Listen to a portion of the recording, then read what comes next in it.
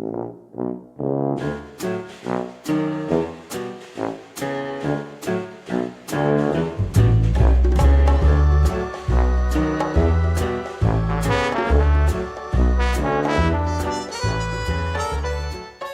to episode 147 of Coming Up Next, the podcast. Thanks for tuning in. Thanks for streaming or downloading the show, however it is that you are consuming.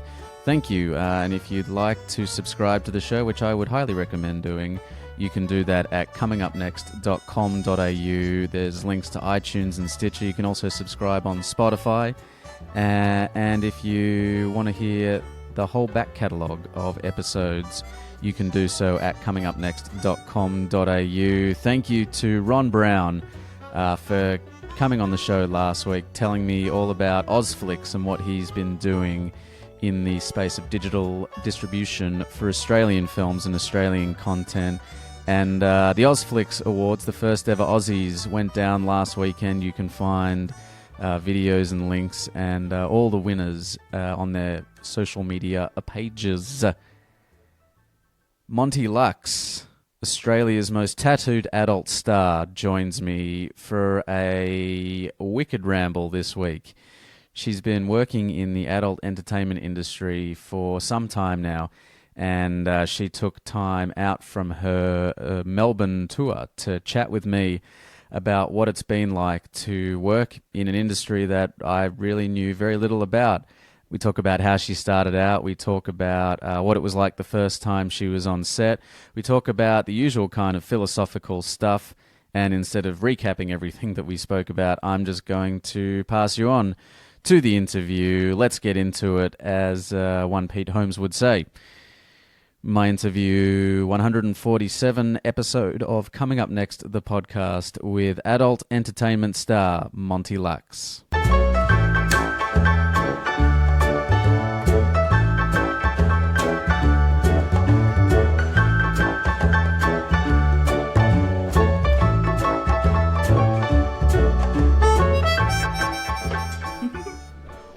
So cool. Should we take a selfie?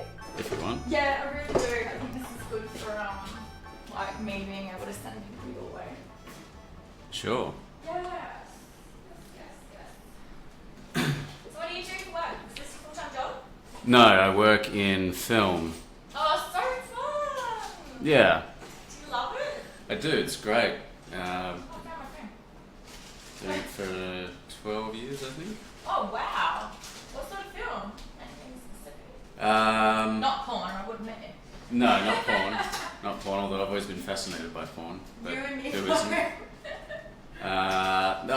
Like TV, feature film, making a documentary at the moment. Are you? That's Yeah. fun. Yeah, it's cool. That's very cool. I like it.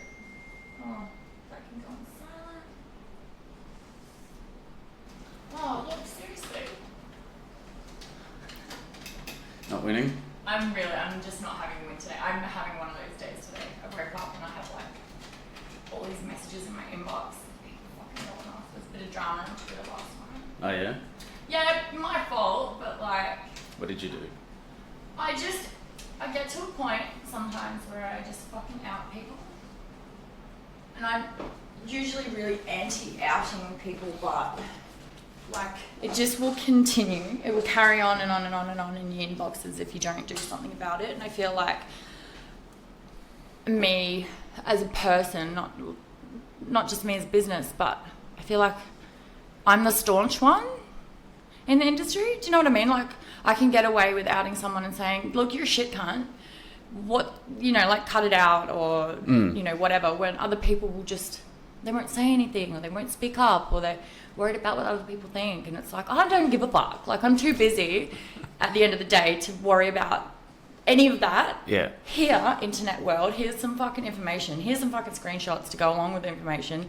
Do what you want with it. I'm going to carry on, whatever. And then usually, 9 times out of 10, I'll get 50 inboxes from other girls saying, oh my God, the same thing happened to me, but I couldn't speak out about it or whatever. Like, thank you for So this is like putting it out there. This is like the Me Too movement, but within porn. Oh, it's so dumb. It's just drama. It's literally drama, and I can't stand drama. Like, I'm so past it, babe. Yeah. Like, So yeah, last night I came out with just some screenshots regarding this business who are literally pestering my brand new PA, and I was just like, I've had enough.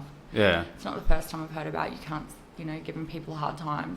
So when you say outing, you mean like exposing someone? Just the bullshit, that's going on behind the scenes that the internet world doesn't see.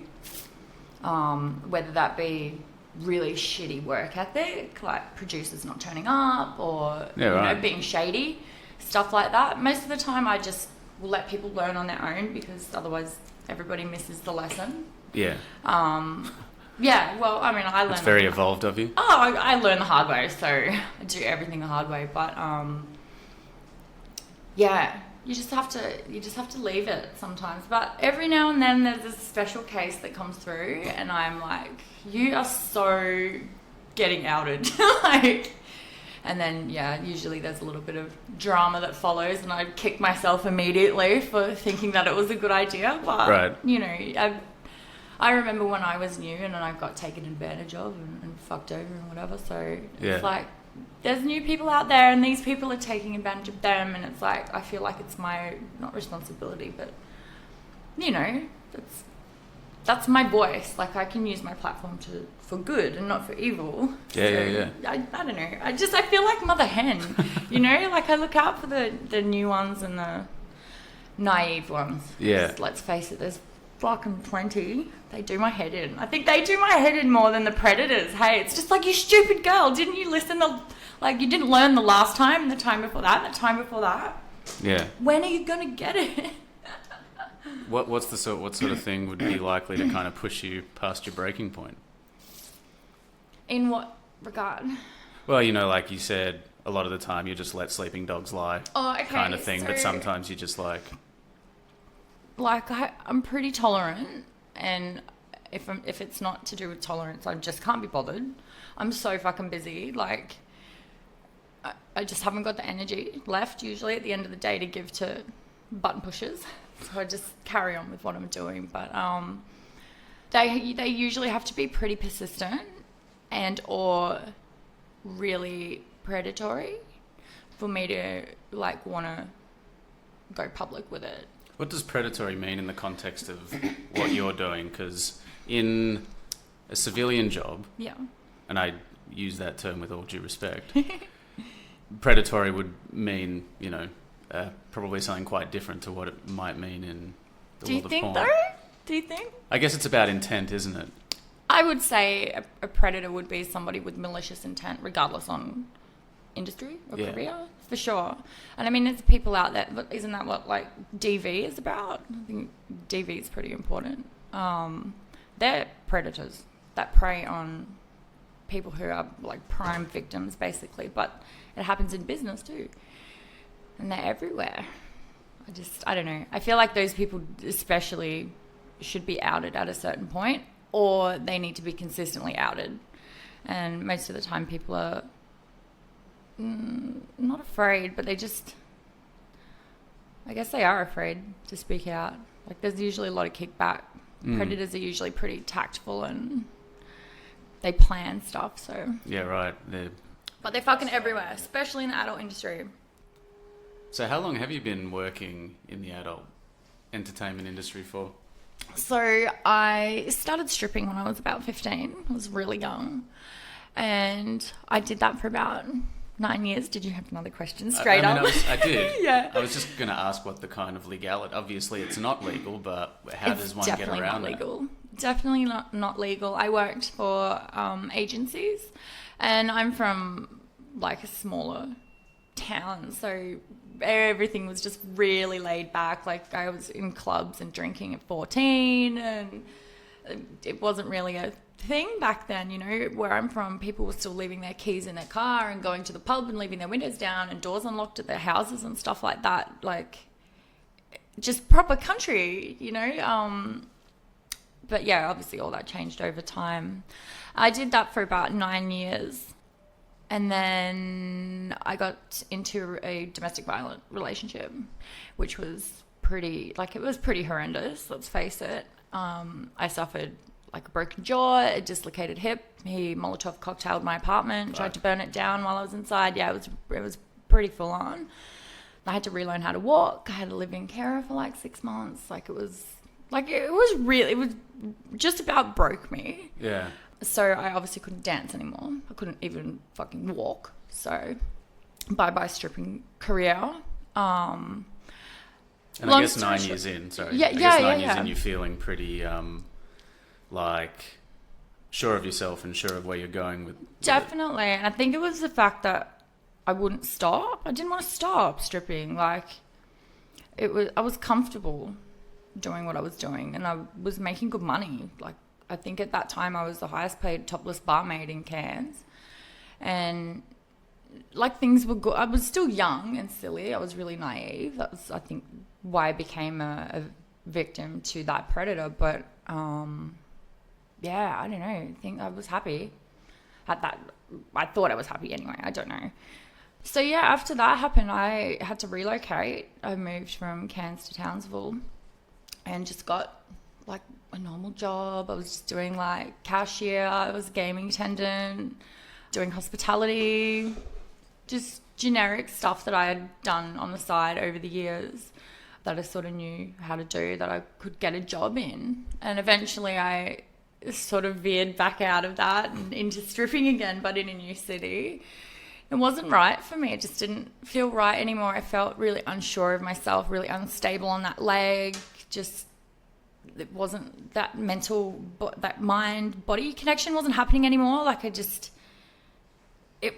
didn't fit anymore. So long story short, I ended up bumping into an old girlfriend at this new agency in this new city, excuse me, that I'd worked with previously, years ago, back in the other city, and she had started escorting, and instantly I was fascinated. It was a new avenue in the adult industry that I'd never even batted an eyelid before. In fact, I probably had that mentality that I hate when I speak to people. I'm like, why do you think like that about sex workers? That's so backwards. I was one of those people. I was like, ooh, why do you do that? I didn't understand. I didn't have any information about it. I didn't know what was involved, but I wanted to know more. And I guess curiosity killed the cat, because here we are. So I ventured into sex work. Really, really interesting journey that has been. I would love to write a book one day. I would love to write a book. Well, there's a great, fascination and I guess kind of mysterious allure that the adult entertainment industry has and that sex workers have. Definitely. Because it's the one of the few things that kind of links everyone. Doesn't matter, age, nationality, gender, race. Yep. Everyone, connect through sex. 100%. In some way. Yeah. And then here is this whole industry, which, to my knowledge, is the oldest industry there is. I believe so, yeah. But there's so little kind of known about the real mechanics of it, or what the day-to-day life of someone who lives in that world is. Definitely. I would really love actually to start a YouTube channel, something like that. I don't know. It could be detrimental to my career actually, but I think it would be interesting. I don't think there's too many people out there doing a day-to-day, life in a day in the life of a sex worker or a porn star, or come on, follow me, because it might, people would be like, oh, that's really what happens? We're never booking you again. No, I don't know. But yeah, so eventually I got to a point with my escorting. Oh, okay. Here's another long story short. I just go off on these tangents. I ended up with this guy. I ended up going back into a DV relationship. So I must have been stuck in that DV cycle myself. Not only does an abuser get stuck in a abuse cycle, but a victim can also get stuck in that DV cycle. So I ended up with this guy who, again, it was pretty bad, bashing in my doors and stuff like that. I had to have him arrested in my house and taken away. I think mentally I just wasn't prepared to deal with that. And I, again, became a victim to a predator who I got hooked on drugs. I was doing hard drugs for about a year. I ended up running a crack den, I guess you could call it. Yeah. I probably, like, I really was in a really, really fucking bad place, man. And I've been really public with my rehabilitation, and I try and use my platform to speak out about domestic violence and drug abuse and stuff like that, because it happens to so many people, and not everybody's in a position where they can use their voice to talk about it. So, I mean, I use mine and hope that I can help some people along the way, you know? Anyway, I literally had like a $2,000 a day ice addiction, and about a year into living in this house, we were raided. I was arrested. I was taken to the police station, and I nearly went to jail. I was at a point in my life where I really had to make some fucking hard decisions, because it was pretty much sink or swim at that point. And I had to come to terms with the fact that I wasn't dealing with the abuse. Does that make sense? Like, doing hard drugs was my coping mechanism because I wasn't facing or dealing with those underlying domestic violence issues. So I went and got help. I got clean. I got my shit to fucking gather, and I chose porn. It was like the one thing that finally just made sense. I had been jumping from job to job to job in the adult industry, looking for answers or looking for a place where I fit, or just, I don't know, just looking for something. And then it wasn't until I had to choose a path at this fork in the road that I was given, where I was like, oh my God, it's porn. Like, it just made sense. I'd done drama and acting classes at high school. I wanted to go to NIDA as a teenager. Like, I really just only ever wanted to be in front of cameras, and I loved it. And embracing my sexuality and doing it in front of the camera just made sense. So I was like, okay, we're just going to go with this now. Like, I've got to pick something, get my shit together, and just go for it. And, like, here we are. I think I made the right decision, and I've been literally busting my ass for the last 3 years, to get to where I am. And I think porn saved my life, hey? Yeah, right. Yeah. Do you remember going back to being a kid, I guess? Do you remember the first time that you performed, or that you were in a show or something that that gave you that experience? Not of being in porn as a kid. Yeah, no, I know what you're saying. Okay, so I can't remember the first time. I know I did like tap dancing classes when I was a little girl. I was probably like 5, you know, like I was just always in front of an audience. I was always performing. I was always doing something in that area.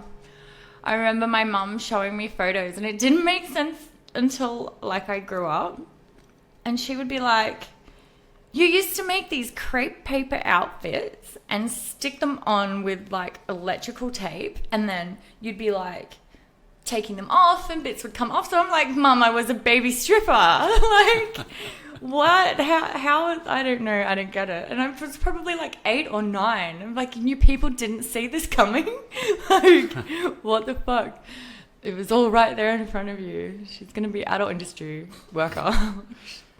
Yeah, I don't know. I loved it. Was there anything were you trying to replicate anything at the time? Like, what were you kind of watching as a kid that you were... No idea. I think, so I was brought up in a very like inclusive sort of family. We had a lot of gay friends. We went to a lot of like Mardi Gras sort of stuff. We were always watching like movies, Priscilla, Queen of the Desert, stuff like that's always very flamboyant, musicals, and it was awesome. I just totally wanted to be a part of all of that, I guess, as a kid. So I just kind of did it my own way with crepe paper outfits. Really bad ones too. Oh, so fucked. And what did your parents do?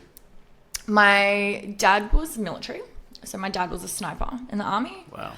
Yeah, really heavy. And it kind of, I don't know, I just kind of try and have mini real talks with people everywhere I go. Every time I say that to someone and they're like, oh, that's so cool. I'm like, dude, well, there's nothing cool about going to work and being trained to blow people's heads off. That's like not cool. That can't be good for your psyche. That can't be good for your mental health. It can't be good for your soul. Like, that's a really hard job. I think at a point my dad got so good, they were considering taking him on at ASIO. And eventually my dad was discharged from the military. I'm guessing mental health reasons. Yeah, so Dad and I never had a really close relationship, but I didn't think he had a really close relationship with anybody. Right. He was he had... Was he away a lot? He had shit to do, and so off he went and did that. But my mum, always hospitality. Like, she managed venues for years and years and years at a time. We moved around a lot. Like, I remember doing schooling via correspondence in Belgium when I was like 7. Yeah, that's cool. Yeah, really cool. I feel like I've been a gypsy my whole life, living out of suitcases. So when I go on tour, it's like, it's not even a thing. Yeah, it's pretty cool. And so when you started stripping, did your parents know that you were doing that? Eventually. Yeah. So this stripping... And you got to 23. Yeah, no. So the stripping thing, I think my mum found out secondhand, which was a very important lesson. You just tell your fucking parents. Just tell them yourself so that you can get the being in trouble thing out of the way. Yeah. And it's not as bad for them, like hearing through their friends that they've gone to a birthday party and their daughters walked in or something. I don't know. Yeah. So when I moved from stripping to escorting, then escorting to porn, I just go straight to them and let them know what's up. How did they respond? Don't love it. Yeah, they're not huge fans. Right. Yeah, but that's okay. It's not their journey. Yeah. Yeah. Is there a part of you that feels misunderstood in that? 100%. Definitely. I feel disappointed a lot. I feel like... Okay, so I feel like maybe they're in the position that I was in when I didn't understand sex work. Maybe they just don't have the information. Maybe they just haven't met sex workers or enough sex workers. Or maybe they haven't... I don't know. I don't actually know what it is, and neither of them will sit down and talk to me about it. So, I mean, that's totally their choice, and I would never force that on anybody. Like, if they don't want to know about it, that was... all good, but like, I've got shit to do.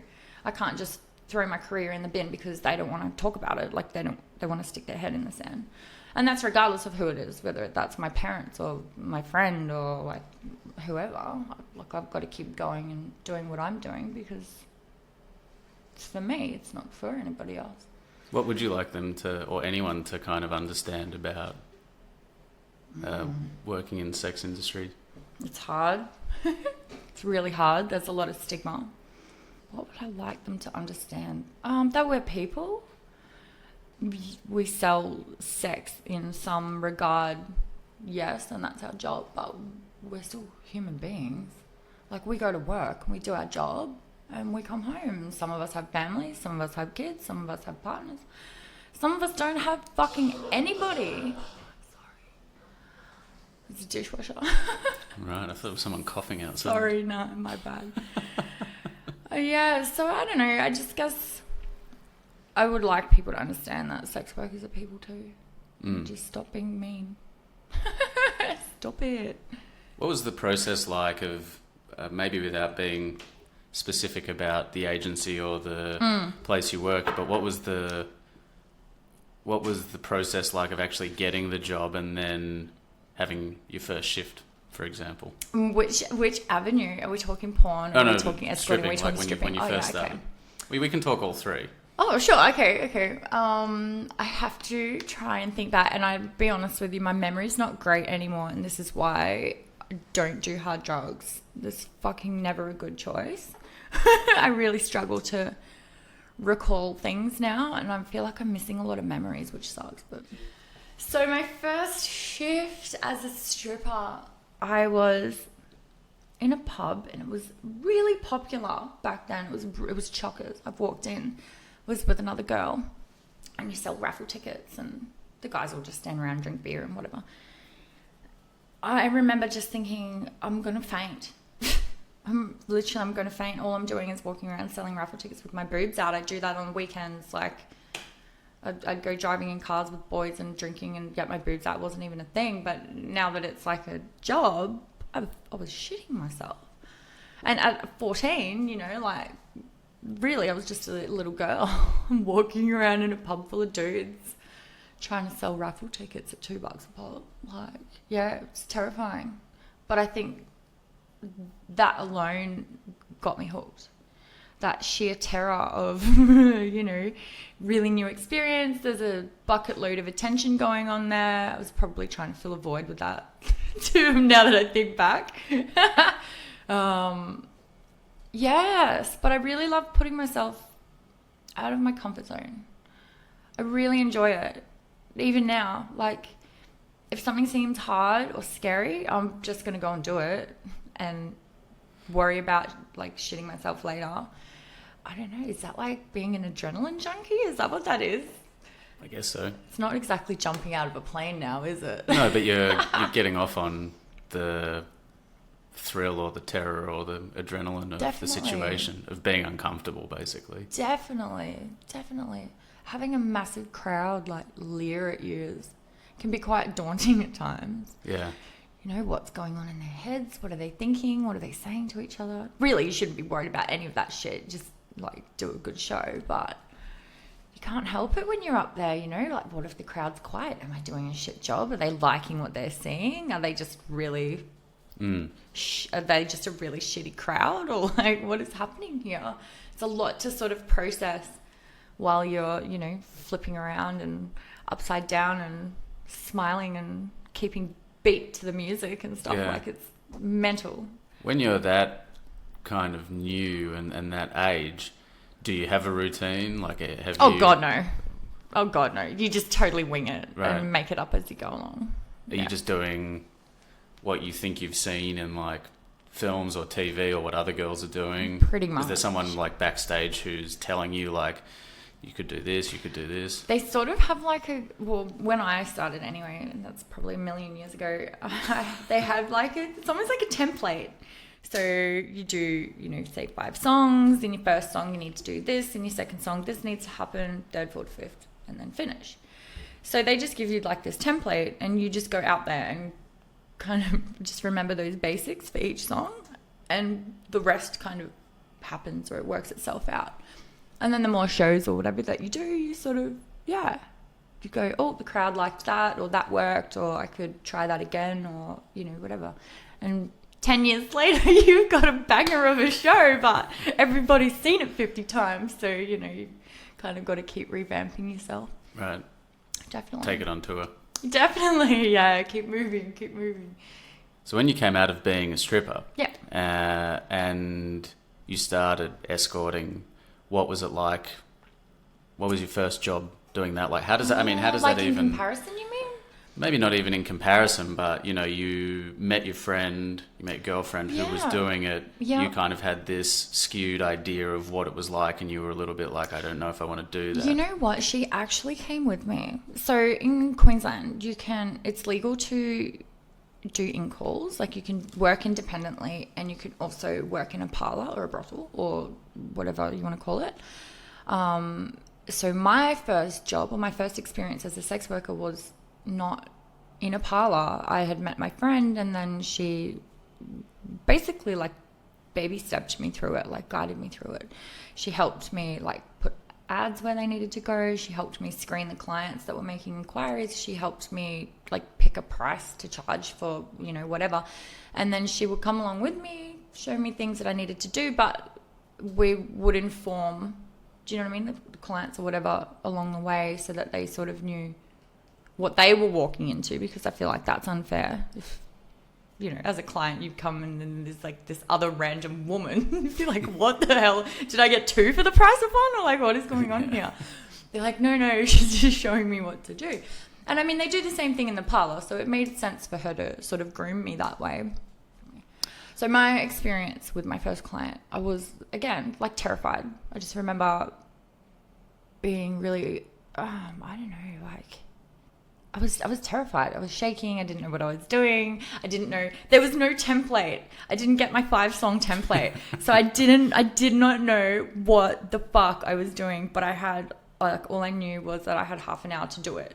So I feel like I just got on with the job. I wasn't really a service provider then. I was just a sex worker. Oh, I say that like it's a bad thing. I was a sex worker. So I kind of just smashed through what I thought was meant to happen. And then there was all this time left.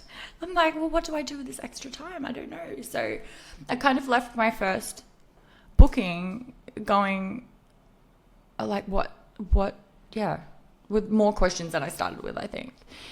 And then that's bad for me. If I have questions, I'd have to go back and do it again and again and again and again until I get the answers. Yeah.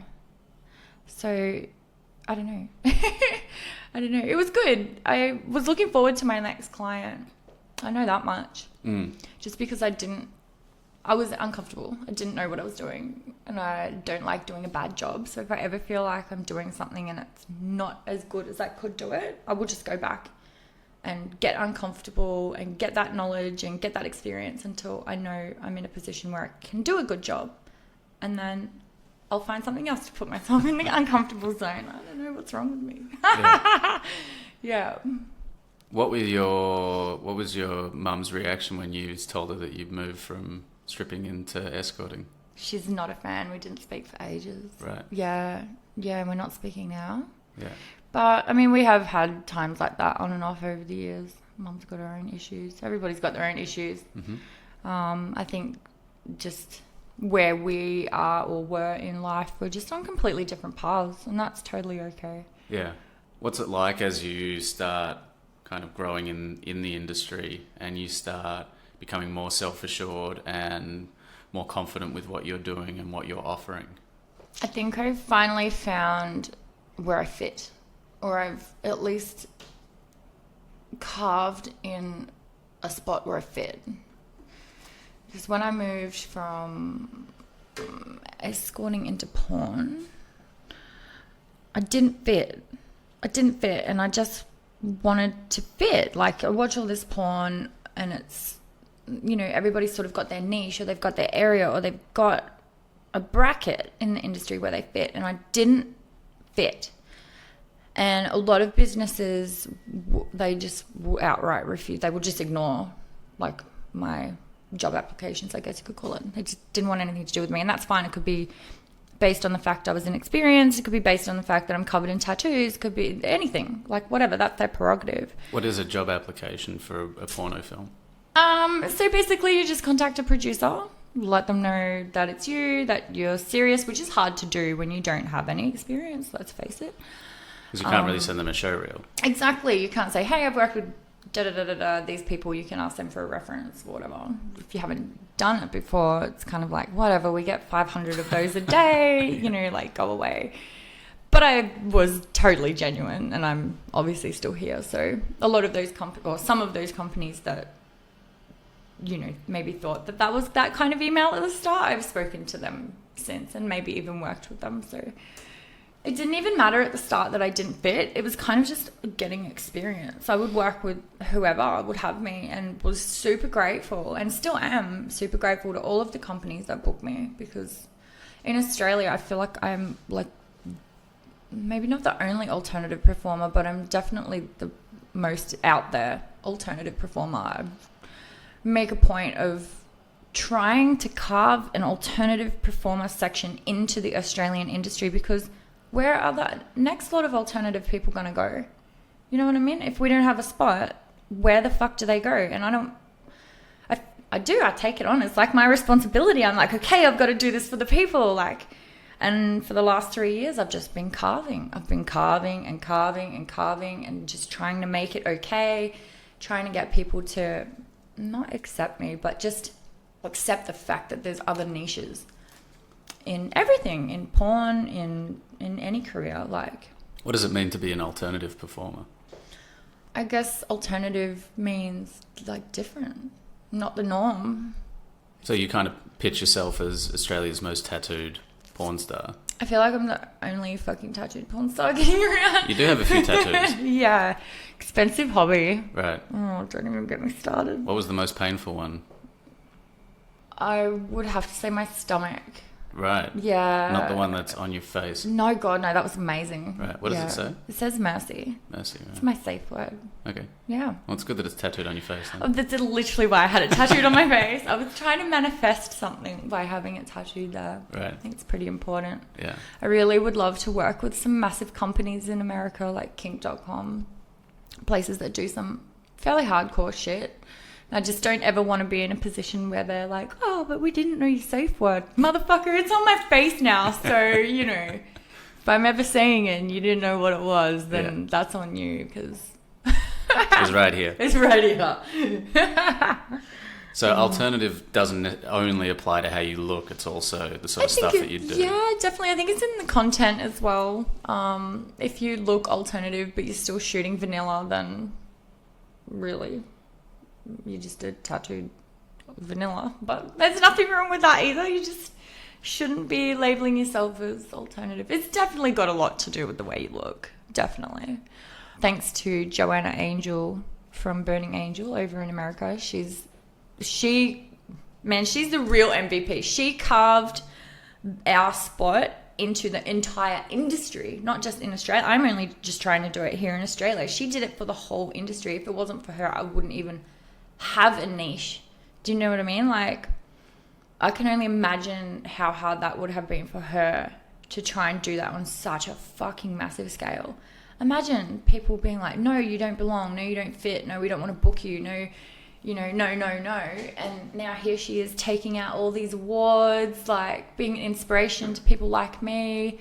And now here people like me are trying to do the same thing on a smaller scale because we're inspired by people like that. And I would really hope that I get to a position where I inspire someone to do something cool and hard and put themselves out of their comfort zone and represent, whether that's alternative or not. Like, go do you. So this is really, in a way, an extension of what you're talking about in, I guess, being an adrenaline junkie. It's like, how far can I push the envelope? How uncomfortable can I make myself 100%. to kind of grow as a performer? Or 100%. And what else can I do with that? I think I've just pushed myself into that uncomfortable zone for so many years. Yeah. It's not just about me anymore. It's about how uncomfortable can I get and how many people can I benefit along the way? How many people can benefit from what I'm doing along the way, and like, what can we all get out of this as a group? It's not just about me. Like, obviously as a business, that's my business and that is kickbacks, but that's not my sole purpose. Every fucking dollar I make, I invest back into myself and back into my brand. Like, most of the time my money goes on accommodation, flights, advertising, marketing, photo shoots. Like, I'm not rolling in dough here. Like, this is totally all about the journey for me. When I started, I never even thought that I would get a foot in the door, let alone make it to a point where I'm fucking drowning in work. Do you know what I mean? And I think it probably has a lot to do with attitude too. Like, in the context of, you know, making yourself uncomfortable and really pushing yourself. Yeah. I guess working in probably any industry, but particularly the adult entertainment industry, there could be, you toe a very fine line of safety. Yeah, do you think? Well, I don't know. I guess I'm kind of trying to frame that as a question. Are you towing a fine line of what's safe and what's not safe? And define safe. What area of where you safe feel are comfortable and where you feel like you're not being taken advantage of, or you're not being forced to do things you don't want to do, you know. So I do feel like that does happen. I feel like that happens a lot. It doesn't happen a lot for me anymore, but I feel like that comes down to life experience, and I feel like that comes back to because I've been through these predatory things before and they were pretty hardcore. So I have all these red flag, like, it's info that I can apply now in my everyday life. So when I see those same red flags in whatever it is that I'm doing, it's kind of like, oh, we know what happened last time. These red flags are like a warning sign. Let's just, go over here or get away from that or deal with it this way or whatever. So I can kind of apply that knowledge and I get myself out of situations before they even have a chance to sort of come to fruition. Whereas other people, maybe not so lucky, they can't see what's happening, or they get sucked into, being taken advantage of, or being put in unsafe situations, or, whatever. And there's not much you can do about it. Like, everybody just has to learn their own lessons, their own way. Like, I'll try and help people where and when I can, but I'm not interested in being a meddler. I've got no time. There's no time. I'm really sorry. Do you hear people in the industry talking, whether it's complaining or enjoying the way that the internet has changed everything in porn? Oh, it's definitely divided. I think people rave about how great the internet is because it's... You have like direct access now to your client base. Yes, definitely. But that's being so connected. We're so connected to people that we don't even fucking know. Like, I don't know if you on Twitter or whatever, but I posted a photo recently just of a screenshot of my phone. I had nearly 300 SMS, unread SMS, over 5,000 emails, and that's just one email account. I'm talking hundreds and hundreds and hundreds and hundreds of notifications on my social media platforms. Like, it's amazing that we're so fucking connected and that we can, talk to our client fan base or whatever. But I'm only one person, like, and I can't even open half of this shit. So, yeah, it's a struggle. It gives me anxiety, man. To be perfectly to be perfectly honest with you, yeah. I wake up most mornings and I'm on the back foot. I just feel anxious. I'm drowning. How do I get on top of this? Like, this is my business. These people want to make an order, or they have an inquiry, or like, I never catch up. Like, what do you do? I imagine it could be overwhelming. I had to cry before you got here. Right. Yeah, literally. Literally. Yeah, I know I look like a hard ass, but like, again, we're all just human beings. Yeah. I'm just trying to do what I can, as much as I can with what I've got, just to get it done. Like, if at the end of the day, if I didn't have that fan base, just speaking for myself here, like, I wouldn't have a job.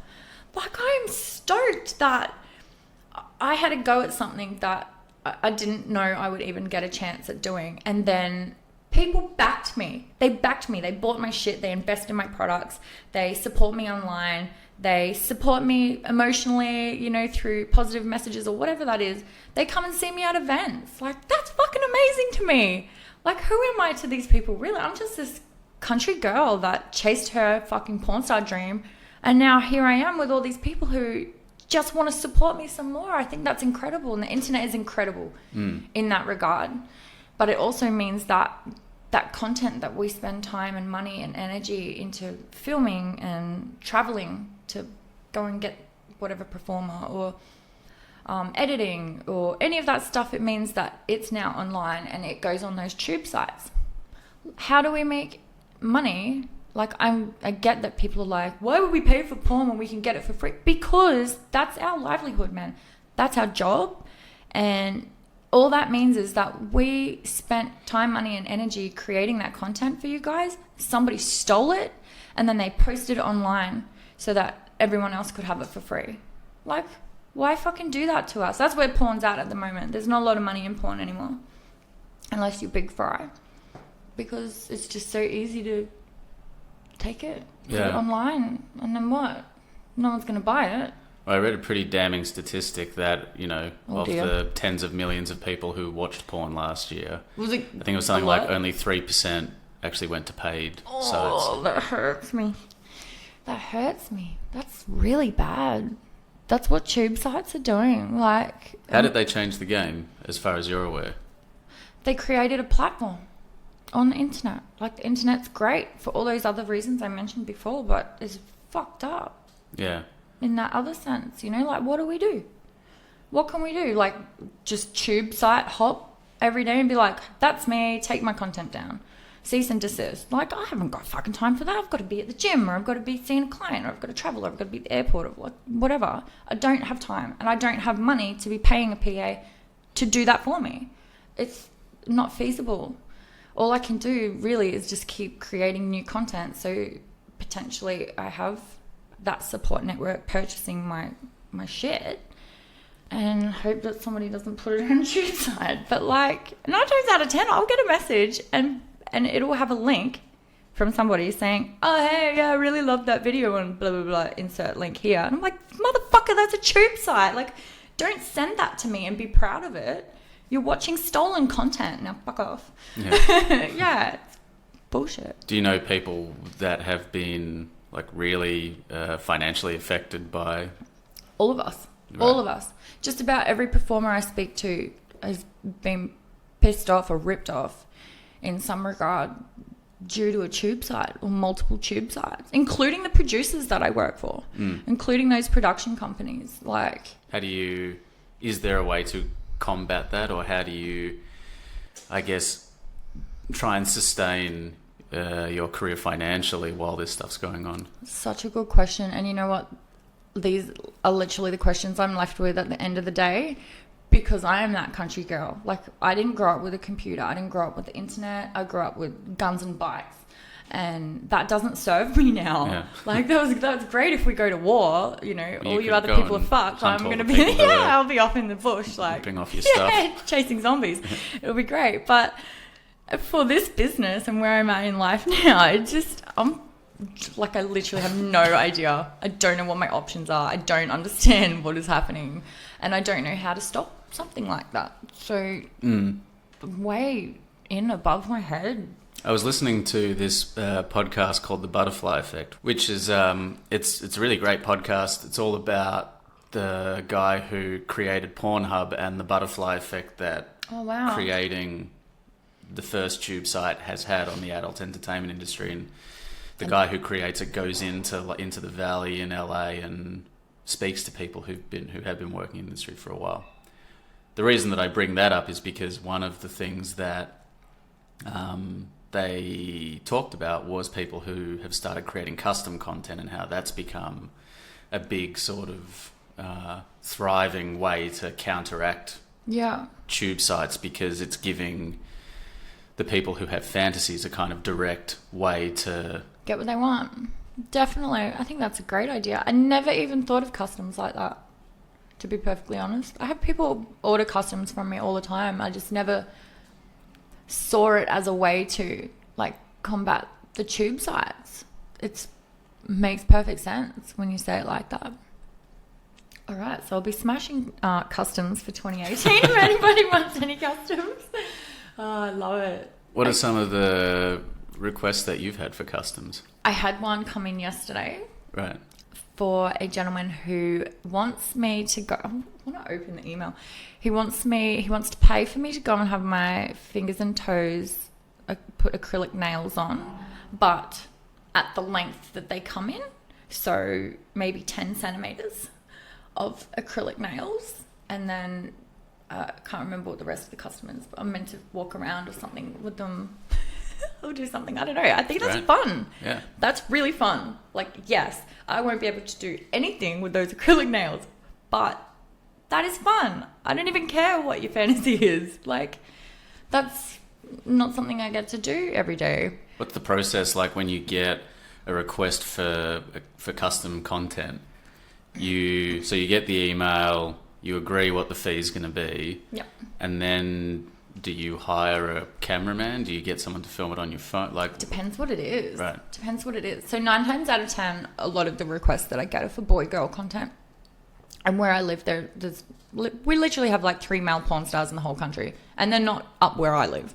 So I usually have to travel, and for me to travel and then hire the male performer or whatever, the price that I'm then quoting to the client is insane. Like, it's insane. And that's just to cover costs. Like, I usually feel guilty if I'm giving them a quote that even has profit on the back end of it, because it's just such an absurd number. But I feel like once I move, I'll relocate from where I am to a bigger city. So sorry, just to cut you off. Yeah, that's okay. Do you do it to continue building your brand? Is that the idea? As if you're not making money from it, what's the fringe benefit? I feel like that would only apply if I was having to travel Stuff like if I didn't have the resources easily accessible to me, then for me to create a custom, I would have to, do you know what I mean? Like I would have to travel and book accommodation and flights and whatever. Like it would just be an absurd price. I'm not going to foot the bill. Like if you want the custom, I have to travel to do that. Here's the quote. Usually they're not going to foot that bill either. So I'm at a point now where I have to relocate, and I'm excited about that, but again, also really fucking terrified, man. I've never caught a tram.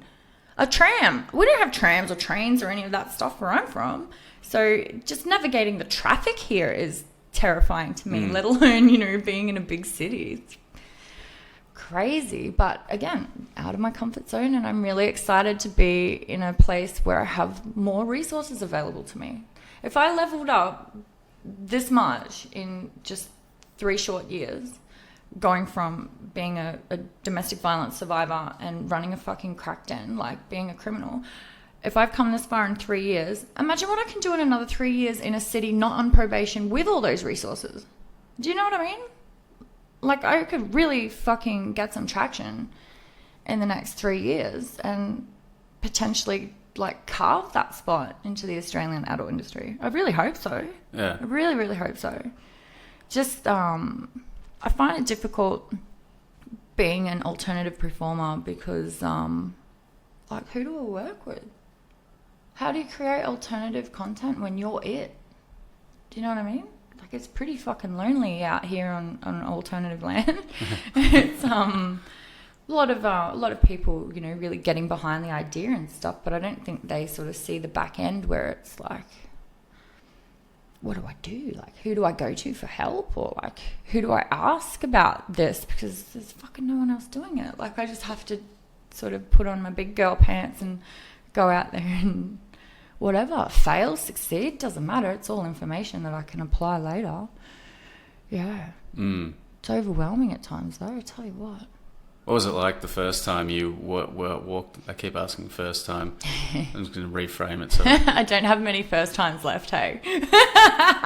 I'm interested to know what it's like to step on set in the world of porn because. Oh, okay. I will tell you my first time then. I've got a story. Go on. Okay, my very first porn or whatever. I've flown from. Did it have a pun name? It was called Asturbate. So, yes. Yeah. I had flown on my own from the opposite side of the country to a big city, and again, literally, I was just shitting myself. I remember walking in on set, doing a photo set, which I felt pretty okay with. I'd done photos and stuff before. So we smashed out the photo set first, and then we got to the video portion. And basically, it was just a solo anal masturbation scene. That's it. Super easy, right? Except I'd never done any of this shit before. You've got like a director, a sound guy, a fucking lube lady. Like you've got all these people there that you've never met before. And in your head, you're thinking, oh, it's really easy. Like I masturbate all the time. I love it in the ass. So I'm not going to have any issues. And I watch bulk porn. So how hard can it be? Oh, yeah, until you're actually there.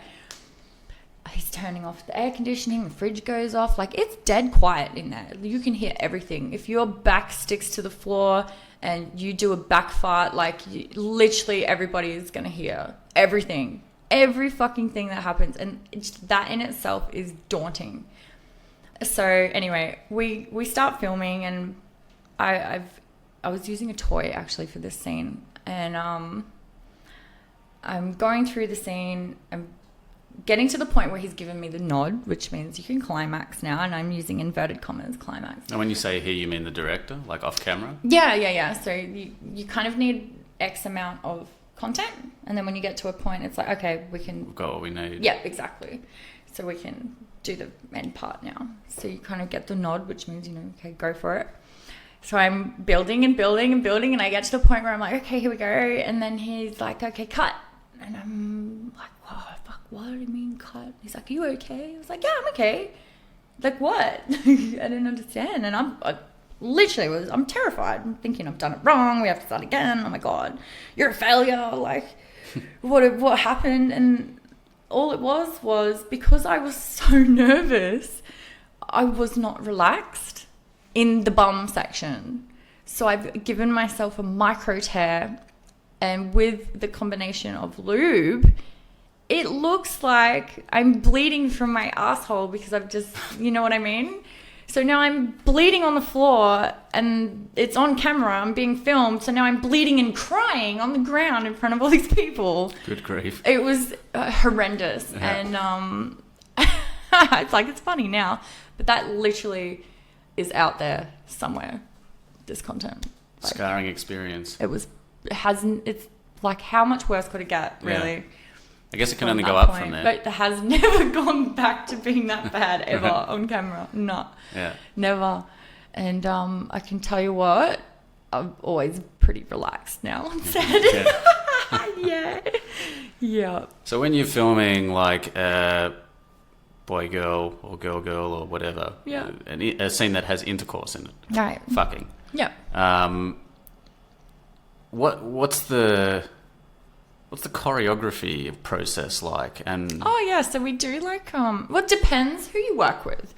So you have some ethical companies, in my experience anyway. I can't vouch for everybody. In my experience, you have say ethical producers that will just let you.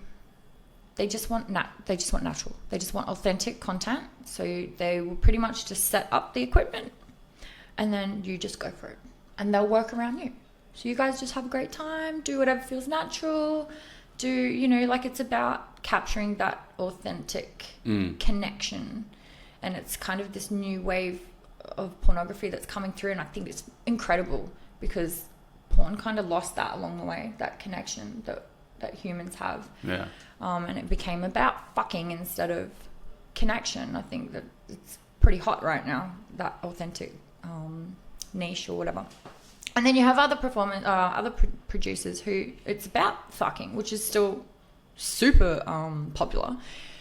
And we'll do something that we call a dry run. So you and your other performer will pick, say, a handful of positions, say 5 positions, and fully clothed, like we're just normal people hanging out before a shoot. We'll just do those 5 positions to see if you can reach, to see if the camera will be able to get in, to see if the lighting is okay, or if you need additional lighting, stuff like that. So that when you actually go to shoot, you know what 5 positions are, you know which order to do them in, you kind of know if it's going to work, so you don't look like a complete tool trying to go from like missionary to doggy or whatever, and arms and legs and shit going everywhere, because it doesn't look hot on camera. You just look like a klutz. And 9 times out of 10 it works when the camera's rolling, because you've sort of done it in the dry run. And is the director kind of looking over you, over the camera, kind of, or is there someone giving you direction off the side? Sometimes. Right. Sometimes it would depend on how big the production company is. Sometimes the producer is also the sound guy and lighting guy, and yeah. So it would depend on their budget, I think. In Australia, the porn industry is not huge, so budgets are fairly tight. And everybody kind of, it's pretty cool actually. Everybody does a little bit of everything. Everybody sort of does production, they do editing, they do sound, they do the photos, they do, you know what I mean? Like they're multitasking. Yeah. And I think that's super cool. Yeah, go you guys. I like it. I'm proud of the Australian porn industry. Definitely. We're just trying to do what we can with what we've got, like. Yeah, it's pretty cool. I'm really interested to see where we go in the next, couple of years. Whether it's going to be sink or swim. Yeah. I think we're growing pretty rapidly, so. Well, that's cool. I think it's really cool. You don't really see a lot of porn with Aussie accents. No, there's probably a reason for that, man. And everybody listening to this podcast right now is probably like, that's because you sound like that. I'm so sorry. I'm blaming it on being from the country. What are some of the day-to-day challenges, I guess, in working in adult entertainment industry? Admin. Every day, admin. I'm drowning. I'm sitting here right now thinking, I'm having a great time doing this podcast, but oh my God, the inboxes that must be just coming in that I'm not on top of right now. But you know what? I don't think I'm ever going to get on top of it. I think I'm just forever going to drown in inboxes. It makes me wonder how the big time stars do it. Because I'm small fry, and if my inboxes look like that, imagine what theirs must look like. Yeah. What do they do with that? I imagine they have people that well, they are probably dealing do. with it. You're probably right. Probably just like, big actors or filmmakers. Well, of course, they probably wouldn't deal with all their social media stuff. It's too much. Yeah. They'd never get anything done. Yeah, right. Yeah. Maybe that's what I need to do. Am I at the point where I've literally just hired a PA to give me a hand while I'm in Melbourne, but I don't know if that's going to be sustainable with all these people going to tube sites. Guys. You are your own small business. Yeah. I had no idea running a business was like this. Yeah. They never talk about the back end stuff. You only ever see the front of house stuff, going to events and being the life of the party and being porn star's great. Yeah. Oh my God, I'm so exhausted, you guys. And that's just from doing admin. Yeah. Like, I love it. I wouldn't swap this out for the fucking world. Like, it's so good, but yeah. But can someone else please do the fucking admin? Please do the fucking admin, you guys. Yeah. Well, just before I do let you get back to your probably mounting inboxes. I'll go to the gym. Yeah. You talking about at the start about how you feel like you're kind of stepping into this mother hen phase. Yep. Does that mean I'm getting old? I don't think so. I think it just means you've been working for a while and you're knowledgeable. I don't know. I like it. What are some of the what would you say to people who are thinking about pursuing a career in the adult entertainment world? Stop inboxing me.